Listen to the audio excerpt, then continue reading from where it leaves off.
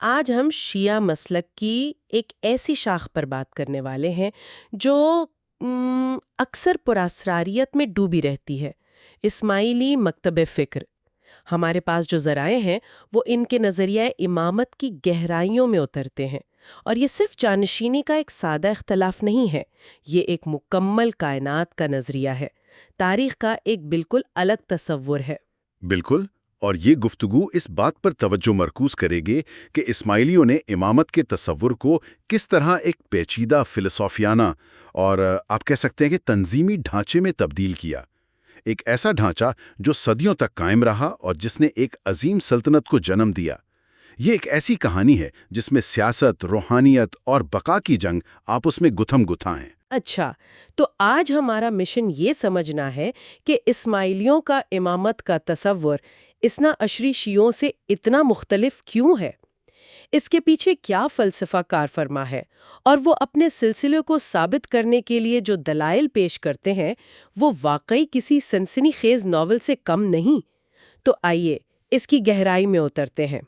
چلیں سب سے بنیادی نقطے سے شروع کرتے ہیں، جہاں سے اسلام کی دو بڑی شاخیں الگ ہوتی ہیں۔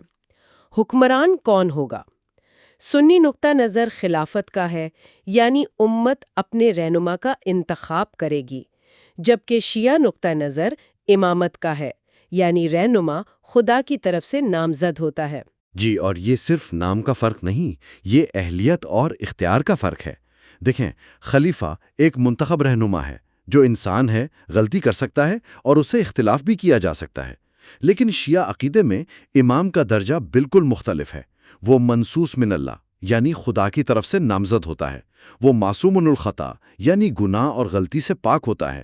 اور سب سے اہم، وہ مفترض الطاعہ ہوتا ہے۔ مفترض الطاعت یعنی اس کی اطاعت ہر حال میں فرض ہے، اس پر سوال نہیں اٹھایا جا سکتا۔ یہ خصوصیات تو امام کو تقریباً ایک پیغمبر کے برابر لا کھڑا کرتی ہیں، ہے نا؟ یہ صرف ایک سیاسی لیڈرشپ نہیں، یہ ایک الہامی اور روحانی منصب ہے۔ آپ نے بالکل صحیح پکڑا، یہی وہ بنیاد ہے جس پر پوری شیعہ فکر کھڑی ہے۔ لیکن جیسا کہ ذرائع بتاتے ہیں، اسماعیلی اس بنیاد پر ایک ایسی فلسفیانہ عمارت کھڑی کرتے ہیں جو اثنا عشریوں سے بھی بہت مختلف اور پیچیدہ ہے۔ اس میں آپ کو اخوان الصفا جیسے فلسفروں کی گہری چھاپ نظر آئے گی۔ تو یہ عمارت کیسی دکھتی ہے؟ اس کا ڈھانچہ کیا ہے؟ یہ ایک مکمل کائناتی اور انتظامی درجہ بندی ہے۔ سب سے اوپر ناطق ہے، یعنی بولنے والا پیغمبر جو ایک ظاہری شریعت لاتا ہے، جسے تنزیل کہتے ہیں۔ ٹھیک ہے، ناطق۔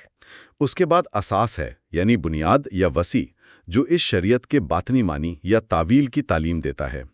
اساس کے بعد 6 اماموں کا ایک سلسلہ آتا ہے جو ظاہری اور باطنی دونوں شریعتوں کی حفاظت کرتے ہیں۔ لیکن یہ تو صرف اوپر کی قیادت ہوئی، میں نے پڑھا ہے کہ ان کے نیچے ایک پورا نیٹ ورک کام کرتا تھا۔ جی ہاں، اور یہی ان کی کامیابی کا راز تھا۔ ان اماموں کے نیچے مزید درجات تھے، ہر ایک کا اپنا مخصوص کام تھا۔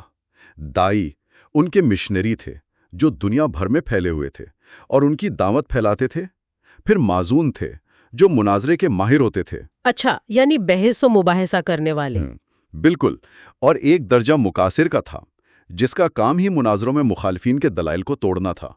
یہ صرف نام نہیں تھے، یہ ایک انٹیلیجنس ایجنسی کی طرح کام کرنے والا منظم نیٹ ورک تھا۔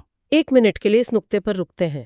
یہ تو واقعی کسی جدید کارپوریٹ ادارے یا کسی خفیہ تنظیم جیسا لگتا ہے۔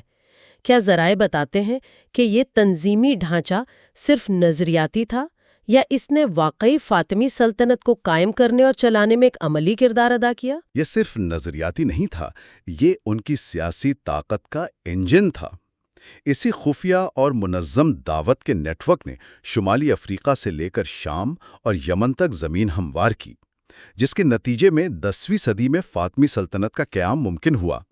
یہ اس بات کی بہترین مثال ہے کہ کس طرح ایک مذہبی نظریے کو ایک انتہائی مؤثر سیاسی تحریک میں تبدیل کیا جا سکتا ہے۔ میں اس بات کو سمجھنے کی کوشش کر رہی ہوں۔ تو اسماعیلیوں کے نزدیک پوری انسانی تاریخ 7 ابواب کی ایک کتاب ہے، اور ہر باب ایک نئے پیغمبر سے شروع ہوتا ہے۔ کیا میں نے صحیح سمجھا؟ بہت خوبصورت تشبیہ ہے، بالکل یہی تصور ہے۔ وہ وقت کو حضرت آدم سے قیامت تک 7 عظیم ادوار میں تقسیم کرتے ہیں۔ ہر دور کا آغاز ایک ناطق یعنی شریعت لانے والے پیغمبر سے ہوتا ہے۔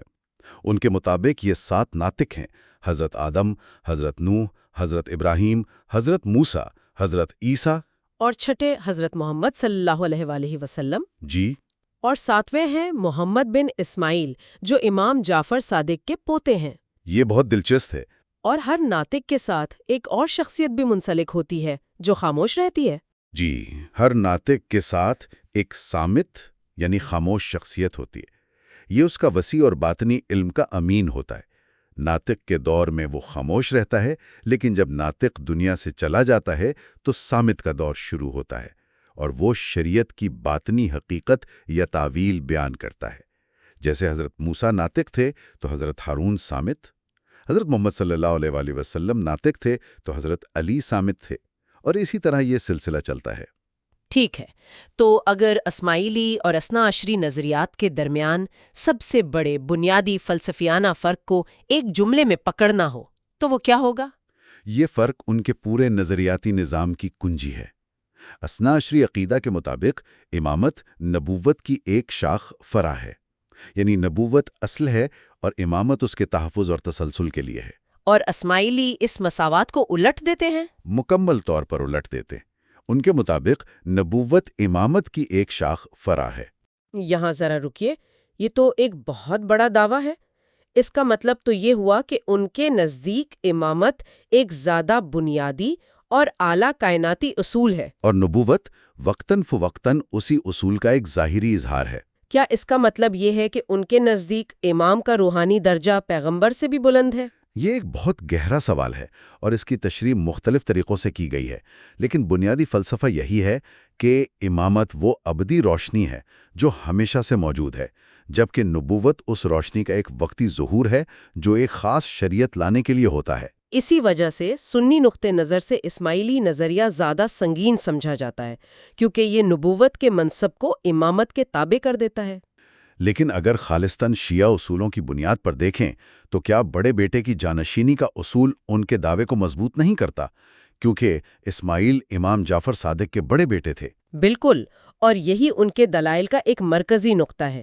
شیعہ روایت میں اکثر جانشینی بڑے بیٹے کو ہی ملتی ہے، لیکن یہیں پر ایک بہت بڑا تاریخی اور عددی مسئلہ کھڑا ہو جاتا ہے، اور وہ مسئلہ 7 کے ہندسے کا ہے۔ شیعہ روایت میں یہ بات مشہور تھی کہ 7واں امام بہت خاص ہوگا، وہ مہدی یا قائم ہوگا، لیکن اگر آپ حضرت علی سے گنتی شروع کریں تو محمد بن اسماعیل تو 8ویں نمبر پر آتے ہیں۔ یہ تو ان کے پورے 7 ادوار کے نظریے کی نفی ہو گئی۔ انہوں نے اس گنتی کو کیسے ٹھیک کیا؟ یہاں آپ کو ان کی ذہانت اور مذہبی انجینئرنگ کا کمال نظر آئے گا۔ اس مسئلے کو حل کرنے کے لیے اسماعیلیوں کی 2 بڑی شاخوں نے 2 مختلف راستے اپنائے۔ مستلیہ، جنہیں آج کل بحرا کہا جاتا ہے، انہوں نے ایک بہت ہی ہوشیار حل نکالا۔ انہوں نے کہا کہ حضرت علی پہلے امام نہیں تھے، بلکہ وہ اساس یعنی بنیاد تھے۔ امامت کا سلسلہ ان کے بیٹے حضرت حسن سے شروع ہوتا ہے، جو پہلے امام ہیں۔ اس گنتی سے محمد بن اسماعیل بالکل 7ویں نمبر پر آ جاتے ہیں۔ یعنی انہوں نے اپنے نظریے کو فٹ کرنے کے لیے حضرت علی کا درجہ ہی تبدیل کر دیا۔ یہ تو بہت متنازعہ بات لگتی ہے۔ اور دوسری شاخ نظاریہ یعنی آغا خانیوں نے کیا کیا؟ انہوں نے بھی یہ کیا۔ انہوں نے ایک اور بھی پیچیدہ راستہ اپنایا۔ انہوں نے حضرت علی کو پہلا امام ہی مانا، لیکن انہوں نے کہا کہ حضرت حسن مستقل امام نہیں تھے، بلکہ وہ امام مستودع تھے، یعنی امانتی امام۔ جی، ان کے پاس امامت عارضی طور پر ایک امانت کے طور پر رکھی گئی تھی، جبکہ مستقل امامت امام مستقر حضرت حسین کے پاس تھی۔ اس طرح انہوں نے حضرت حسن کو گنتی سے ایک طرح سے باہر کر دیا، اور محمد بن اسماعیل پھر 7ویں نمبر پر آ گئے۔ واو، یعنی نمبروں کو درست کرنے کے لیے اماموں کی نئی اقسام ایجاد کر دی گئیں، مستقل امام اور امانتی امام۔ یہ تو اپنے عقیدے کو بچانے کے لیے تاریخ کو دوبارہ لکھنے کے مترادف ہے۔ جی، اور نظاریہ کے نزدیک تو امام کی 5 قسمیں ہیں، جن میں امام مقیم، امام اساس، امام متمم، امام مستقر اور امام مستودع شامل ہیں۔ ہر ایک کا اپنا ایک گہرا فلسفیانہ کردار ہے جو ان کے کائناتی نظام کو مکمل کرتا ہے۔ لیکن ان تمام باتوں کے باوجود ایک بہت بڑا اور ٹھوس اعتراض باقی رہتا ہے جو اثنا عشری کرتے ہیں، اور وہ یہ کہ اسماعیل تو اپنے والد امام جعفر صادق کی زندگی میں ہی وفات پا گئے تھے۔ ایک شخص جو مر چکا ہو وہ امام کیسے بن سکتا ہے؟ اب ہم اس کہانی کے سب سے ڈرامائی اور سنسنیخیز حصے میں داخل ہو رہے ہیں۔ اسماعیلیوں کے مطابق اسماعیل کی وفات ہوئی ہی نہیں تھی۔ یہ ایک منصوبہ بند، سٹیج کی ہوئی موت تھی جو تقیہ کے تحت کی گئی۔ تقیہ یعنی اپنے عقیدے یا سچ کو جان بچانے کے لیے چھپانا؟ لیکن یہ تو ایک پورے جنازے اور تدفین کا معاملہ ہے، یہ کیسے ممکن ہوا؟ اور تقیہ صرف جھوٹ بولنا نہیں ہے۔ اسماعیلی عقیدے میں یہ ایک مقدس فریضہ بن جاتا ہے جب امام کی جان یا پوری تحریک خطرے میں ہو۔ یہ بقا کا ایک روحانی ہتھیار تھا۔ ذرائع کے مطابق عباسی خلیفہ المنصور امام جعفر صادق کے جانشین کو ختم کرنا چاہتا تھا۔ اس خطرے کو بھانپ کر امام نے اسماعیل کی موت کا ڈرامہ رچایا۔ انہوں نے باقاعدہ لاش دکھائی، کئی بار کفن ہٹا کر چہرہ دکھایا تاکہ کوئی شک نہ رہے، اور مدینہ کے گورنر سمیت سینکڑوں لوگوں کی موجودگی میں ایک عوامی جنازہ پڑھایا۔ لیکن یہ نظریہ تو ایک بہت بڑی سازش جیسا لگتا ہے۔ کیا اسماعیلی ذرائع کے علاوہ کوئی غیر جانبدار تاریخی ثبوت بھی اس کی طرف اشارہ کرتا ہے؟ دیکھیں، غیر جانبدار ثبوت ملنا تو تقریباً ناممکن ہے کیونکہ یہ ایک خفیہ آپریشن تھا۔ لیکن اسماعیلی بیانہ یہ ہے کہ اس عوامی جنازے کے بعد اسماعیل کو خفیہ طور پر پہلے عراق اور پھر شام بھیج دیا گیا تاکہ وہ خفیہ دعوت کا کام، جسے دور ستر یا پردے کا دور کہتے ہیں، شروع کر سکیں۔ بعد میں جب انہیں بصرہ میں دیکھا گیا تو کچھ لوگوں نے یہ سمجھا کہ وہ مرنے کے بعد دوبارہ زندہ ہو گئے ہیں، جس نے ان کی شخصیت کو مزید پراسرار بنا دیا۔ یہ تو کسی جاسوسی فلم کی کہانی ہے۔ تو پھر امام جعفر صادق کے دوسرے بیٹے موسیٰ کاظم، جنہیں اثنا عشری اپنا 7واں امام مانتے ہیں، ان کی کیا حیثیت تھی؟ کیا وہ اس منصوبے کا حصہ تھے؟ اسماعیلی عقیدے کے مطابق بالکل۔ موسیٰ کاظم ایک حجاب یا پردہ تھے۔ انہیں جان بوجھ کر منظر عام پر رکھا گیا تھا تاکہ عباسی خلیفہ کی توجہ ان پر مرکوز رہے اور اصل امام محمد بن اسماعیل پس پردہ محفوظ رہیں۔ ان کے نزدیک موسیٰ کاظم نے بعد میں غلطی سے اپنے لیے امامت کا دعویٰ کر دیا، جبکہ ان کا کام صرف اصل امام کی حفاظت کرنا تھا۔ اور اس سلسلے کا سب سے بنیاد پرست نظریہ جو میں نے پڑھا ہے وہ شریعت کے خاتمے سے متعلق ہے۔ یہ کیا ہے؟ جی ہاں، یہ ان کے فلسفے کا منطقی نتیجہ ہے۔ ان کے مطابق جب 7واں ناطق یعنی محمد بن اسماعیل کا ظہور ہوا تو 7واں اور آخری دور مکمل ہو گیا، اور جب ایک دور مکمل ہو جاتا ہے تو پچھلی شریعت کی ظاہری شکل معطل ہو جاتی ہے۔ ان کے نزدیک محمد بن اسماعیل نے شریعت محمدی کے ظاہر کو منسوخ کر دیا، اور اب قیامت تک صرف باطنی شریعت باقی ہے جس کی تعلیم ان کے بعد آنے والے امام دیتے ہیں۔ اور یہ سلسلہ آج بھی کسی نہ کسی شکل میں جاری ہے؟ جی، اسماعیلی سلسلہ آج بھی دنیا میں موجود ہے۔ اس کی سب سے نمایاں شاخ نظاریہ ہے، جن کے حاضر امام پرنس کریم آغا خان ہیں۔